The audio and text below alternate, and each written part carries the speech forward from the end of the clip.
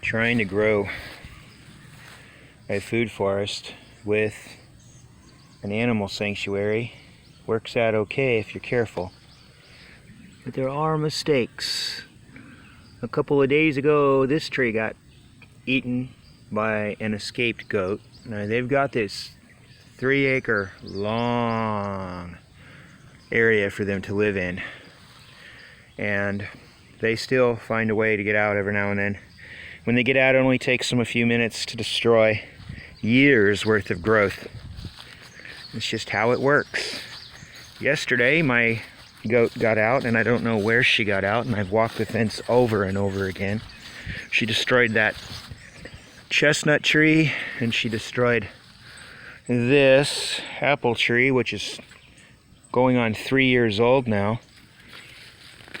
And as you can see, it's now a restart. But at least I see a bug that was on it because of the defoliation.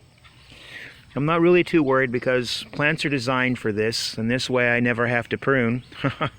And they've gotten their pruning at an early stage. They left my baby pecan tree alone, which is 7 years old, but they did destroy my basswood tree, which is also 7 years old. But they left this one top notch, so it hopefully will get bigger than they are soon.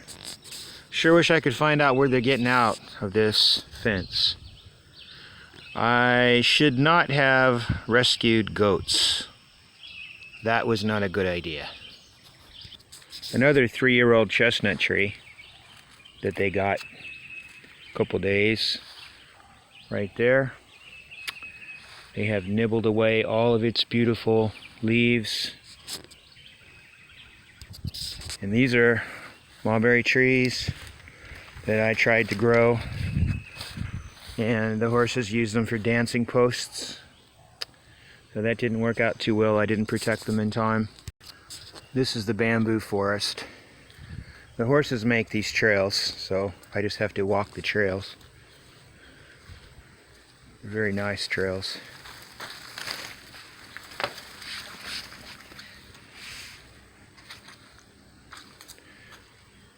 Hey, there's the horses. They're in the bamboo, as usual, in the daytime to keep the flies off of them. There's my girls. Well, while they're in here, they're not destroying my trees.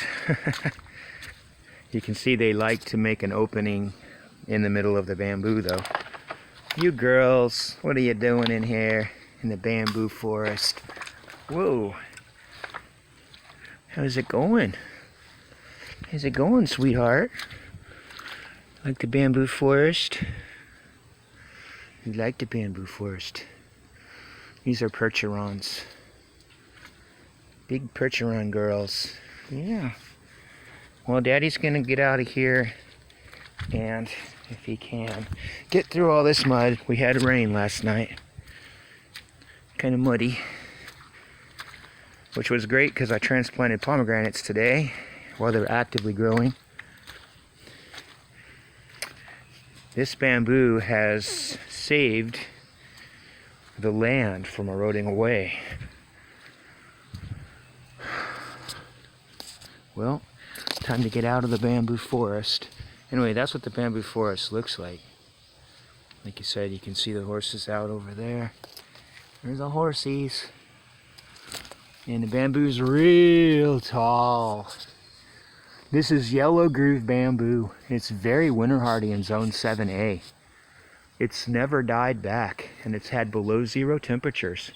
It's the most winter hardy bamboo that I know of. And you see, it's pretty big sized. You can certainly use it for everything. It's that big, which is, I'd say that's like 3 inches across, maybe 2 inches straight across. And I noticed that the horses really like to tear it up. They love to tear it up, but it grows back. It's a good thing about bamboo. You don't have to replant it. The bad thing about pine forests are they cut them down and then they have to replant them because they won't sucker from the stumps.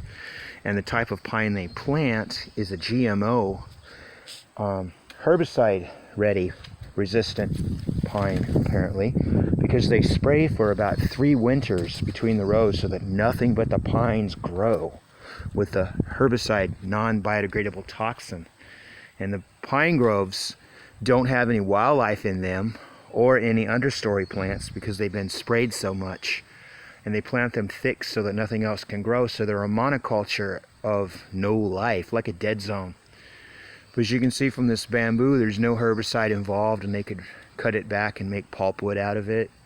Bamboo could be used for, instead of wood, for paper and other products. And it's strong, and they're starting to use it for lots of things.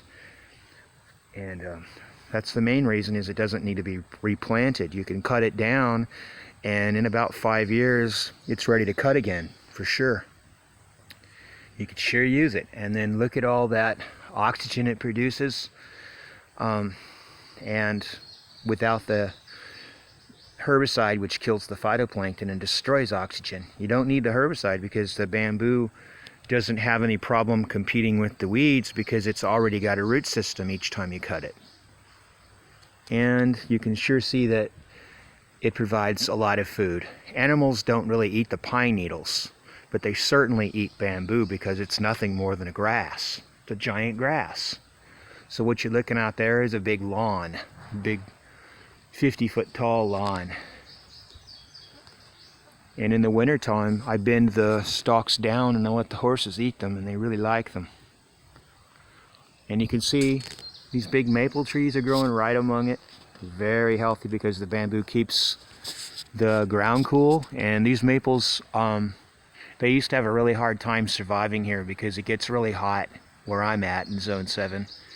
And maples don't like the heat. These sugar maples, that is. But they don't mind growing very well and very thick around the bamboo. And I harvest maple syrup that's really delicious in the month of February here. I do that. This is my autumn olive plant, and you can see it's just loaded with fruits all the time. It's related to goomyberry, but it's smaller. I think they all taste the same. These are just smaller fruits and much more abundant and probably a lot more hardy. It's very delicious once the fruit turns red, and they have little sparkles on the red when they're ready. But before that, they look like little olives when they're not ripe. And the blooms are very beautiful smelling. And the bees, the honeybees, and everything just loves to get nectar and pollen from them. Now, I planted these original 5 bushes from tiny twigs I found in the forest, and they have not spread. The birds eat them so prolifically that they don't even spread the seeds. I have no babies anywhere around them, so they don't really spread too much for me. I know that if I cut them down, then they would probably make suckers, and then I could maybe dig those up and replant them, but I really like them. They're pretty great. This is a type of Echinacea purpurea, purple echinacea, purple coneflower. We have many varieties here. But in order to get them, you have to be careful with your mowing. As you can see, I'm very careful with my mowing. I only mow certain times of the year, and I don't mow the whole thing, and I mow around things like that. I always make sure that I have diversity. I don't kill all the plants. Make sure that everybody has a time to make seeds. Otherwise, I would lose a lot of plants. And this is fire blight. I have a lot of that. Fire blight is from an overabundance of nutrition in a pear tree. Pears like to live on the lean side. And when they're making a crop of pears, they're a little more susceptible to excess nutrition. The reason these have excess nutrition is because my horses, they urinate near them while they're grazing. And when a percheron horse urinates, it's like a 5-gallon bucket of pee. And there's nothing stronger in nitrogen than mammal urine. Mammal urine is very nitrogen rich. You have to even dilute it if you're going to use it for fertilizer. Basically 10 parts water to 1 part urine. So if I caught a bucket of horse urine, I'd have to have nearly 10 buckets of water, 5-gallon buckets of water, to mix with that one 5-gallon bucket of pee if I was going to use it on things that like nitrogen. Now these grasses, they don't compete with my trees because grasses only want nitrogen. Grasses and grass fertilizers only contain nitrogen. They don't use phosphate and potassium, things like that. They use nitrogen, and they can't thrive without nitrogen. They need mammals to make them thrive. The grasslands of our prairies are dying because the bison and the herd animals have been exterminated by the government to keep the sustainability away from the indigenous peoples. They had to stop that because they wouldn't pay taxes and they wouldn't work in the factories and stuff. So to get them to quit, they had to kill off the bison, which killed the prairies. Now the prairies are starving for nitrogen. And then these other plants, as you can see, like this goldenrod and giant ragweed and yellow ironweed and all that, they don't need so much nitrogen. They like the phosphate and the potassium, and they can do without the nitrogen. So they'll take over the prairies. So without the bison. And the thing was, in the olden days, the pronghorn antelope and the mountain goats, which are also antelope, they used to eat the weeds, the non-grasses, the broadleafs and stuff, and the herd wasn't just bison. They just recently killed off all the mountain goats, all the white antelope from Glacier National Park and Olympia National Park. They killed them. They claim they weren't native, but they're definitely native. Sure, they weren't native to that exact volcano of Olympia because it's a new volcano. It's a volcano. Nothing lives after a volcano erupts. But they're still native to the Rockies and the Cascades. So they had no reason. They had no reason to exterminate them all. But they killed every one of them in Olympia last year and every one of them in Glacier Park, and not one person said a thing about it. Oh, to keep people happy, they let some crazy people go and shoot them. He said, oh yeah, you can kill a few of them too, that way you'll shut up. Because people love, majority of people like to exterminate innocent animals. They thrive on watching an animal die. They want to kill and see the power of taking life, stealing life from an innocent creature. There's nothing wrong with killing something that's going to hurt you, but to go out and kill an innocent creature that you don't need to is crazy. I mean, I don't even eat meat at all. I don't eat any kind of dead creature. I don't ever eat meat. But the thing is, they think they need meat. Well, that's okay. The problem is, they already have farmers who grow controlled animals where they can kill them humanely. Well, there's no such thing as killing humanely. But they can keep the population from going extinct, and they control what they do. But when you kill wildlife, you don't know if you're going to make them extinct. And most all of the extinctions on record were caused by hunting worldwide, and still are. The hunting of elephants for their ivory is killing them off, and rhinoceroses for their horns is killing them off. And this is all hunting. And they still kill rhinos and they still kill elephants, and it's legal to go and kill caged animals in Africa.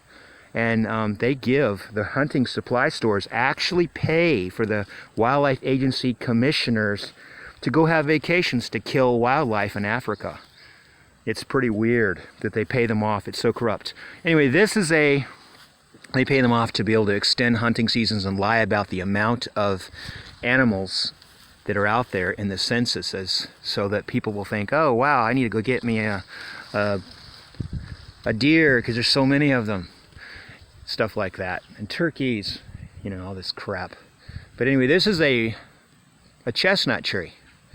And it's very, very productive, as you can see. Very